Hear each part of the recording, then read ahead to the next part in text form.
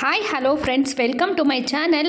Kaveri Kannada medium ಧಾರಾವಾಹಿಯಲ್ಲಿ ಇಂದಿನ ಸಂಚಿಕೆಯಲ್ಲಿ ಏನೆಲ್ಲ ಆಗುತ್ತೆ ಅಂತ ಹೇಳಿ ಪೂರ್ತಿಯಾಗಿ ನೋಡ್ಕೊಂಡು ಬರೋಣ. ಅದಕ್ಕೂ ಮುಂಚೆ ಯಾರೆಲ್ಲ ನಮ್ಮ ಚಾನಲ್ಗೆ ಸಬ್ಸ್ಕ್ರೈಬ್ ಮಾಡದೆ ನೋಡ್ತಾ ಇದ್ದೀರಾ, ದಯವಿಟ್ಟು ಸಬ್ಸ್ಕ್ರೈಬ್ ಮಾಡಿಕೊಂಡು ವಿಡಿಯೋ ಇಷ್ಟ ಆಯಿತು ಅಂದರೆ ಪ್ಲೀಸ್ ಒಂದು ಲೈಕ್ ಮಾಡಿ. ಸಂಚಿಕೆ ಶುರುವಿನಲ್ಲಿ ಈ ಕಡೆ ಅಗಸ್ತ್ಯ ಮತ್ತು ವಿವೇಕನ್ನ ರೆಡಿ ಮಾಡಿಬಿಟ್ಟು ಈ ಕಡೆ ಮಂಟಪದ ಹತ್ರ ಕರ್ಕೊಂಡು ಬರ್ತಾ ಇರ್ತಾರೆ. ಈ ಕಡೆ ತುಂಬಾ ಖುಷಿಯಾಗಿ ವಿವೇಕ್ ಬರ್ತಾ ಇದ್ರೆ ಅಗಸ್ತ್ಯ ತುಂಬಾ ಡಲ್ ಆಗಿ ಬರ್ತಾ ಇರ್ತಾನೆ. ಇನ್ನೊಂದು ಕಡೆಯಿಂದ ಪೂಜೆಗೆ ಎಲ್ಲ ತಯಾರಿನೂ ಕೂಡ ಮಾಡ್ಕೊಳ್ತಾ ಇರ್ತಾರೆ. ಅನಿಕಾ ಇದ್ದವಳು ಅಂಬಿಕಾನ ಸೈಡಿಗೆ ಕರ್ಕೊಂಬಂದು ಮಾತಾಡ್ತಾ ಇರ್ತಾಳೆ. ಅಂಬಿಕಾ ಇದ್ದವಳು, ಅನಿಕಾ ನಿನಗೆ ಏನಾಗಿದೆ, ಇಷ್ಟೊಂದು ಕೆಲಸ ಇದೆ, ಅಷ್ಟೊಂದು ಕೆಲಸ ಎಲ್ಲ ಬಿಟ್ಟು ಇಲ್ಲಿ ಮಾತಾಡೋ ಅಂಥದ್ದು ಏನಿದೆ, ಏನು ಕರ್ಕೊಂಬಂದಿದ್ಯಾ ನನ್ನನ್ನು ಅಂತ ಹೇಳಿ ಕೇಳ್ತಾ ಇರ್ತಾರೆ. ಮಾಮ್ ನನ್ನ ಮದುವೆ ನಡೆಯುತ್ತಾ ಮಾಮ್ ಅಂತ ಹೇಳಿ ಅಳ್ತಾ ಇರ್ತಾಳೆ. ಏನು ಹೇಳ್ತಾ ಇದೆಯಾ, ನಾನಿರೋವರೆಗೂ ನಿನ್ನ ಮದುವೆ ನಿಲ್ಲೋದಕ್ಕೆ ಸಾಧ್ಯನೇ ಇಲ್ಲ, ನಿನ್ನ ಮದುವೆ ಹಾಗೆ ಆಗುತ್ತೆ ಅಂತ ಹೇಳಿ ಹೇಳ್ತಾ ಇರ್ತಾರೆ. ಏನು ಮಾಮ್ ಹೀಗೆ ಹೇಳ್ತಾ ಇದೆಯಾ, ಆ ಕಾವೇರಿ ನೋಡಿದ್ರೆ ನನ್ನ ಅಗಸ್ತ್ಯನ ಬಿಟ್ಕೊಡೋದಿಲ್ಲ ಅಂತ ಹೇಳಿ ಹೇಳ್ತಾ ಇದ್ದಾಳೆ. ಅದರಲ್ಲೂ ಅವ್ರ ಮನೆಯವರೆಲ್ಲರೂ ಕೂಡ ಬರ್ತಾ ಇದ್ದಾರೆ. ಅವ್ರ ಮನೆಯವರೆಲ್ಲರೂ ಬಂದು ಏನು ಮಾಮ್ ಇದೆಲ್ಲ, ನಾನು ಇದನ್ನೆಲ್ಲ ಹೇಗೆ ನೋಡಬೇಕು, ಹೇಗಿದೆಲ್ಲ ಆಗುತ್ತೆ ಅಂತ ನನಗೆ ತುಂಬಾ ಗೊಂದಲ ಆಗ್ತಾ ಇದೆ ಮಾಮ್ ಅಂತ ಹೇಳಿ ಅನಿಕಾ ಹೇಳ್ತಾ ಇರ್ತಾಳೆ. ಅಯ್ಯೋ ನೀನು ಏನು ವರಿ ಮಾಡ್ಕೋಬೇಡ, ನಾನು ಅಂದ್ಕೊಂಡಿರೋ ಹಾಗೆ ಮದುವೆ ಆಗುತ್ತೆ ಅಂತ ಹೇಳಿ ಅಂಬಿಕಾ ಹೇಳ್ತಾ ಇರ್ತಾಳೆ. ಇಲ್ಲ ಮಾಮ್, ಈ ಕಾವೇರಿನ ಇಲ್ಲಿಂದ ಹೇಗಾದರೂ ಮಾಡಿ ಓಡಿಸ್ಬೇಕು, ಆಗಲೇ ನನಗೆ ಸಮಾಧಾನ ಅಂತ ಹೇಳಿ ಅನಿಕಾ ಹೇಳ್ತಾ ಇದ್ರೆ. ಇಲ್ಲ, ಅವಳು ಇಲ್ಲೇ ಇರಬೇಕು, ಅವಳು ಇಲ್ಲೇ ಇದ್ದು ಅವಳು ಅಗಸ್ತ್ಯನ ಅರುಂಧನಿಗೆ ತಾಳಿ ಕಟ್ಟೋದನ್ನು ಕಣ್ತುಂಬ ತುಂಬಿಕೊಂಡು ಕಣ್ತುಂಬ ನೀರು ಹರಿಸ್ಬೇಕು ಅವಳು, ಅದನ್ನು ನಾನು ನೋಡಬೇಕು, ಅವಳು ಇಲ್ಲೇ ಇರಬೇಕು.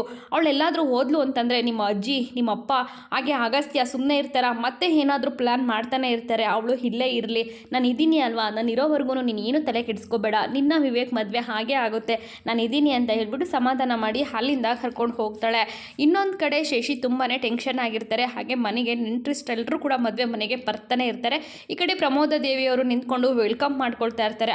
ಇನ್ನೊಂದು ಕಡೆ ಶಶಿ ತುಂಬಾ ಟೆನ್ಷನ್ ಆಗಿ ಓಡಾಡ್ತಾ ಇರ್ತಾನೆ. ಅಲ್ಲಿಗೆ ಪುರೋಹಿತರು ಬಂದುಬಿಟ್ಟು ಪೂಜೆಗೆ ಟೈಮ್ ಆಗ್ತಾ ಇದೆ, ಈಗ ಕಾಶಿಗೆ ಹೋಗೋ ಶಾಸ್ತ್ರನ ಮಾಡಬೇಕಲ್ವಾ ಅಂತ ಹೇಳಿ ಹೇಳ್ತಾ ಇರ್ತಾರೆ. ಹೌದಾ, ನೀವು ಹೋಗಿ ಎಲ್ಲನೂ ತಯಾರಿ ಮಾಡ್ಕೊಳ್ಳಿ, ಹಾಗೆ ಏನಾದರೂ ಬೇಕು ಅಂತಂದರೆ ಒಳಗಡೆ ಕೇಳಿ ತೊಗೊಳ್ಳಿ, ನಾನು ಬರ್ತೀನಿ ಅಂತ ಹೇಳಿಬಿಟ್ಟು ಅವ್ರನ್ನ ಕಳಿಸ್ತಾರೆ. ಅಮ್ಮನ ಹತ್ರ ಬರ್ತಾನೆ. ಈ ಕಡೆ ಅಜ್ಜಿ ಹತ್ರ ಬಂದುಬಿಟ್ಟು, ಅಮ್ಮ ಪುರೋಹಿತರು ಶಾಸ್ತ್ರ ಮಾಡೋದಕ್ಕೆ ಅಗಸ್ತ್ಯ ಮತ್ತು ವಿವೇಕವನ್ನು ಕರೆಯೋದಕ್ಕೆ ಹೇಳ್ತಿದ್ರಮ್ಮ ಅಂತ ಅಂದಾಗ, ಹೌದಾ ಹೋಗೋದಿಕ್ಕೆ ಕಳಿಸ್ಬಿಟ್ಟು ಶಾಸ್ತ್ರ ಎಲ್ಲ ಮಾಡಲಿ ಅಂತ ಹೇಳಿ ಅಜ್ಜಿ ಹೇಳ್ತಾರೆ. ಏನಮ್ಮ ಏನು ಹೇಳ್ತಾ ಇದೆಯಾ ನೀನು, ಎಲ್ಲ ಶಾಸ್ತ್ರನೂ ಅವ್ರು ಅಗಸ್ತ್ಯನ್ನು ಕರಿತಾ ಇದ್ದಾರೆ ಕಾಶಿ ಶಾಸ್ತ್ರ ಮಾಡೋದಕ್ಕೆ ಅಂತ ಅಂದಾಗ, ಹೌದಾ ನಾನು ಯಾಕೆ ಇದ್ದೀನಿ ಅಲ್ವಾ, ನೀನು ಯಾಕೆ ಅಷ್ಟೊಂದು ತಲೆ ಕೆಡಿಸ್ಕೊಳ್ತೀಯಾ, ಈ ಪ್ರಮೋದ ಮೇಲೆ ನಿಮಗೆ ನಂಬಿಕೆನೇ ಇಲ್ವಾ, ಪ್ರಮೋದ ದೇವಿ ಇದ್ದಾಳೆ ಅಂತಂದರೆ ಎಲ್ಲ ಕೆಲಸನೂ ಆಗಲೇಬೇಕು, ಆಗುತ್ತೆ, ನಾನು ಅಂದ್ಕೊಂಡಿರೋ ಹಾಗೆ ಎಲ್ಲ ಆಗುತ್ತೆ ಅಂತ ಹೇಳಿ ಹೇಳ್ತಾ ಇರ್ತಾರೆ. ಏನಮ್ಮ ಏನು ಪ್ಲ್ಯಾನ್ ಮಾಡಿದ್ದೀಯಾ ಹೇಳಮ್ಮ ಅಂತಂದರೆ, ನೀನು ಹೋಗು ಶಶಿ, ಅಲ್ಲಿ ಹೋಗ್ಬಿಟ್ಟು ಕೆಲಸ ನೋಡೋಗು, ಅದ್ರ ಪಾಡಿಗೆ ಅದು ಆಗ್ತಾ ಹೋಗುತ್ತೆ ಅಂತ ಹೇಳ್ಬಿಟ್ಟು ಅಜ್ಜಿ ಹೇಳ್ತಾರೆ.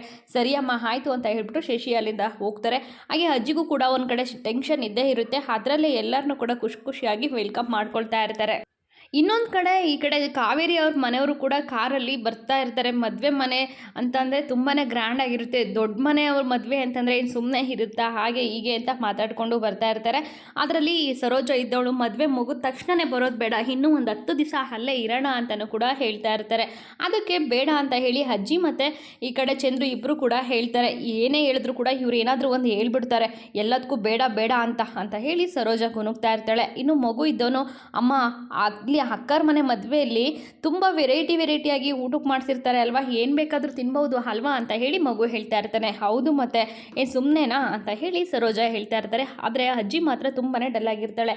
ಅಲ್ಲಿ ಏನಾಗುತ್ತೋ ಏನೋ ಭಗವಂತ, ಎಲ್ಲನೂ ಕೂಡ ನಮ್ಮ ಕಾವೇರಿ ಪರವಾಗಿ ಆಗ್ಲಪ್ಪ, ಕಾವೇರಿ ಹುಟ್ಟಿದ್ರಿಂದ ಇಲ್ಲಿ ತನಕ ಕಷ್ಟನೇ ಅನುಭವಿಸಿದಾಳೆ, ಇನ್ಮುಂದೆ ಆದರೂ ಅವಳ ಲೈಫಲ್ಲಿ ಚೆನ್ನಾಗಿರೋವಾಗ ಮಾಡು ದೇವ್ರೆ ಅಂತ ಹೇಳಿ ದೇವ್ರನ್ನ ಬೇಡ್ಕೊಳ್ತಾ ಇರ್ತಾರೆ. ಆಗ ಸರೋಜ ಹೇಳ್ತಾ ಇರ್ತಾಳೆ, ಅತ್ತೆ ಯಾಕೋ ಡಲ್ಲಾಗಿದ್ದಾರೆ, ಯಾಕೆ ಅಂತ ಗೊತ್ತಿಲ್ಲ, ಕೇಳಬಾರ್ದ ಬಾವ ಅಂತ ಹೇಳಿ ಹೇಳ್ತಾರೆ. ಏನಾಯ್ತಮ್ಮ ಅಂತಂದಾಗ, ಏನಿಲ್ಲ ಹಾಗೆಲ್ಲ ಏನಿಲ್ಲ ಅಂತ ಹೇಳಿ ಅಜ್ಜಿ ಸಮಾಧಾನ ಮಾಡ್ತಾ ಇರ್ತಾರೆ.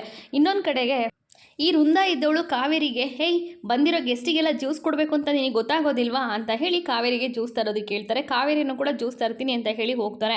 ಹಾಗೆ ವೃಂದ ಅಗಸ್ತ್ಯನ ಮದುವೆ ಆಗ್ತಾ ಇರೋದಕ್ಕೆ ತುಂಬಾ ಲಕ್ಕು ಅನ್ನೋ ರೀತಿ ಅವಳು ಫ್ರೆಂಡ್ಸ್ ಹತ್ರ ಮಾತಾಡ್ಕೊಳ್ತಾ ಇರ್ತಾಳೆ. ಅವಳು ಏನನ್ನೇ ಇಷ್ಟಪಟ್ಟರು ಕೂಡ ಅವಳದನ್ನು ಆಗಿಸ್ಕೊಳ್ದೇ ಅವಳು ಬಿಡೋದಿಲ್ಲ ಅನ್ನೋ ರೀತಿ ಫ್ರೆಂಡ್ಸ್ ಹತ್ರ ಹೇಳ್ಕೊಳ್ತಾ ಇರ್ತಾಳೆ.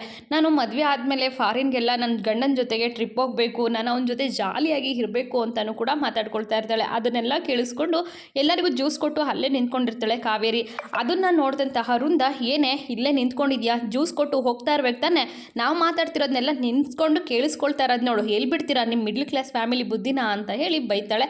ಕಾವೇರಿ ಏನನ್ನೋ ಮಾತಾಡದೆ ಸುಮ್ಮನೆ ಹತ್ಕೊಂಡು ಹೋಗ್ತಾ ಇರ್ತಾಳೆ. ಅಲ್ಲಿ ಅಂಬಿಕಾನು ಬರ್ತಾಳೆ. ಅಂಬಿಕಾನು ಅಂಬಿಕಾನು ಬಂದುಬಿಟ್ಟು ಏನೇ ನಿನಗೊಂದು ಸ್ವಲ್ಪನೂ ನಾಚಿಕೆನೇ ಆಗೋದಿಲ್ವೇನೆ, ಇನ್ನೊಂದು ಸ್ವಲ್ಪ ಹೊತ್ತಲ್ಲಿ ನಿನ್ನ ಗಂಡ ವೃಂದನಿಗೆ ತಾಳಿ ಕಟ್ತಾನೆ, ಅದನ್ನು ನೋಡಿಕೊಂಡು ಹೇಗೆ ಇರ್ತೀಯಾ, ಇನ್ನು ನಿಮ್ಮ ಮನೆಯವರೆಲ್ಲ ಬಂದು ಅದನ್ನೆಲ್ಲ ನೋಡಿ ಹೇಗೆ ಸಹಿಸ್ಕೊಳ್ತಾರೆ, ಅದನ್ನೆಲ್ಲ ನೋಡಿ ನಿಮ್ಮ ಮಾವ ಬದುಕ್ತಾರೇನೆ ಅಂತ ಹೇಳ್ತಾ ಇರ್ತಾರೆ.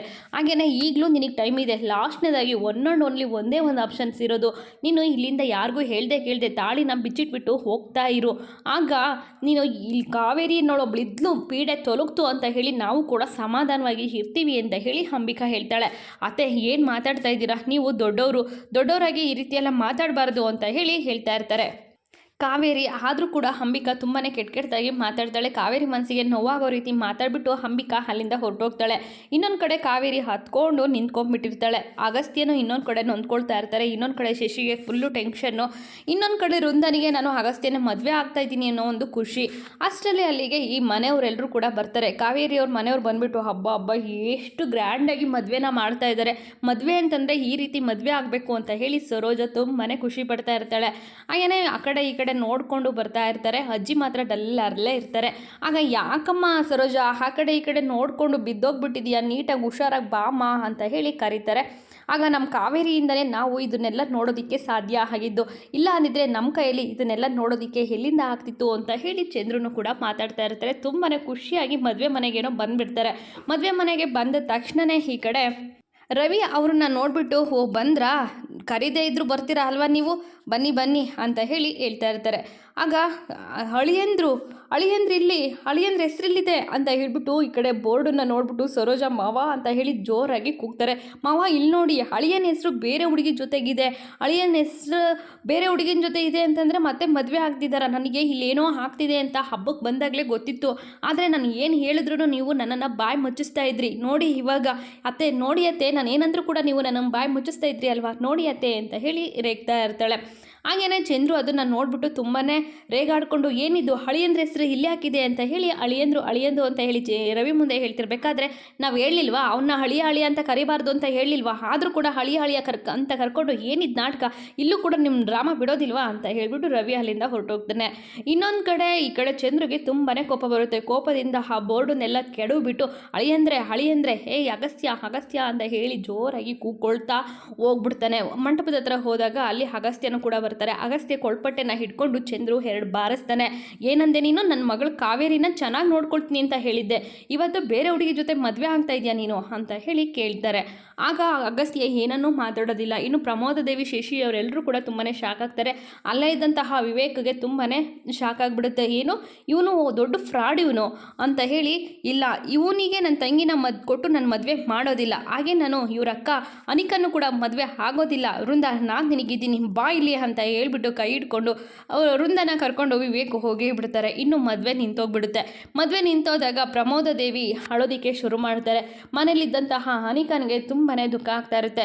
ಈ ಮದುವೆ ನಡೆಯೋದೇ ಇಲ್ವೇನೋ ಅಂತೇಳಿ ಅನುಮಾನದಲ್ಲೇ ಇದ್ದಂತಹ ಅನಿಕಾಗೆ ಈಗ ಮದುವೆ ನಿಂತೋದ್ಮೇಲೆ ಬದುಕೋದಿಕ್ಕೆ ಹೇಗೆ ಸಾಧ್ಯ ಆಗುತ್ತೆ, ಇಷ್ಟೆಲ್ಲ ಆದರೂ ಕೂಡ ಈ ಕಾವೇರಿ ನನ್ನಿಂದನೇ ಆಗಿದ್ದು ಅಂತ ತುಂಬಾ ದುಃಖದಲ್ಲಿ ಅಳ್ತಾ ಇರ್ತಾರೆ. ಅಗಸ್ತ್ಯನಿಗೆ ಏನು ಹೇಳಬೇಕು ಏನು ಮಾತಾಡಬೇಕು ಅನ್ನೋದು ಗೊತ್ತೇ ಆಗೋದಿಲ್ಲ. ಹಾಗೆ ವಿವೇಕನ್ನು ತಡೆಯೋದಕ್ಕೆ ಪ್ರಯತ್ನ ಪಟ್ಟರೂ ಕೂಡ ವಿವೇಕಲ್ಲಿ ನಿಂತ್ಕೊಳ್ಳದೆ ಓಡೋಗ್ತಾ ಇರ್ತಾರೆ. ಇಲ್ಲಿಗೆ ಸಂಚಿಕೆ ಮುಕ್ತಾಯವಾಗುತ್ತದೆ ಸ್ನೇಹಿತರೆ.